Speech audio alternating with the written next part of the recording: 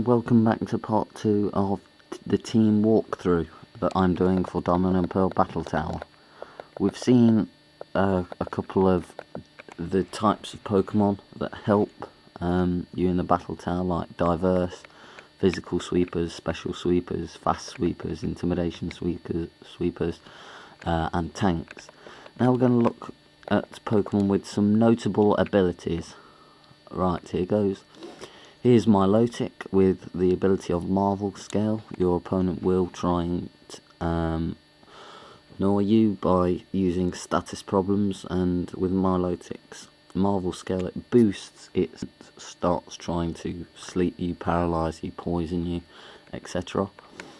Then there's elemental Pokemon, mainly starters such as Charmeleon, Chikorita, and I don't know, Mudkip, which they're basically the same moves, but say Charmeleon, like he's a fire type, his power Blaze powers up his fire type moves by quite a bit when his health is 33% or lower. So when that reaches the yellow bar, they get quite a bit stronger, which is very useful for when you're trying to take a Pokemon out that you haven't got a super effective attack against. Then there's Pokemon like Natu with Synchronize, that if your opponent again tries and status problems you can pass them on, creating sort of like a stalemate situation. Then there's pressure Pokemon like Vespid, which take up 2 PP instead of 1, so if they like using double team or really powerful attack, it'll take twice as long used up and they'll have to resort to another attack. Which Likey with Oblivious, again a status attack, attract, trying to immobilize you. These Pokemon will just take no notice. Our Ageron, mainly rock and steel, Nick protects against one hit KO attacks, so they're likely to survive whatever the outcome. As along the battle tower you'll come across these sort of Pokemon that take your and sweepers, which take your Pokemon out in one shot. Ageron sort of gives you a chance to counter attack. Vigoroth again, status problem you, and you've got Vital Spirit stopping you falling asleep, useful against Tail, Tycoon, Palmer's Milotic. Machop's no guard, it always lands a hit you and your opponent, so if they like using double team, then no matter how many times they use it, you're going to land a hit.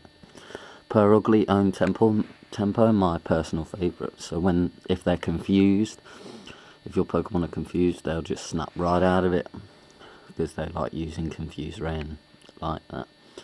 Crawdaunt, again, they're good against intimidation sweepers, stopping them in their tracks, so he'll have his high attack power, whatever. Whenever. Crobat, Inner Focus, they'll try and use Fake Out to flinch your Pokemon, he'll stop that. Now then, we've seen the notable abilities, let's go on to a few teams I've prepared. Teams usually focus around one move or have a certain rhythm to them. This first team of Skarmory, Tyranitar and Garchomp focuses around Tyranitar's Sandstream attack, which summons a Sandstorm in battle. Neither of the Pokemon are affected. Skarmory is my fast sweeper, enabling to get in there quickly and possibly take them out and use Stealth Rock and Toxic. And with its keen eye, it won't be able to lose that accuracy, so hopefully it'll land a hit whenever. Again, Tyranitar is a very powerful Pokemon with a lot of diversity in its moves. Garchomp's Sand Veil boosts its evasion in Sandstorm, so helping Garchomp to survive those nasty ice type attacks that usually take it out in one shot.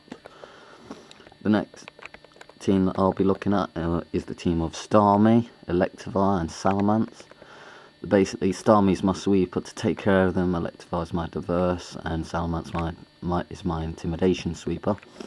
If Starmie's going to get struck by a thunder attack or electric attack, Electivire's there to absorb that hit and boost his own speed, making him go first more often. And if the opponent's about to use a ground type attack on Electivire, Salamence will be switched out, not only not being hit because it's a flying type, but being intimidating them, so it'll knock down their attack stats for a bit. Then there's Swampert, my reliable buddy. He's quite diverse in his attacks, can last a long time, and has very high attack power. Sceptile, which again is an elemental Pokemon, which boosts its natural attack stats up, and good for statusing Pokemon if they like using double team, and again Salamence to intimidate them. So this team is basically based on diversity. But for the duration of this walkthrough, we will be going with my team of Starmie, Electivire and Salamence. You'll be seeing the progress of this team through this walkthrough, how to catch them, how to breed them, how to IV, what kind of IVs make a difference, EV training to boost them up, their move sets, their held items, and then you'll actually see every single battle of the Battle Tower that they do, and hopefully they'll manage to get up to Tower Tycoon Palmer the first battle and beat him, so you can actually see that my method works. Thank you for watching my Battle Tower walkthrough. I hope you've enjoyed it as much as I've had making it. Thank you for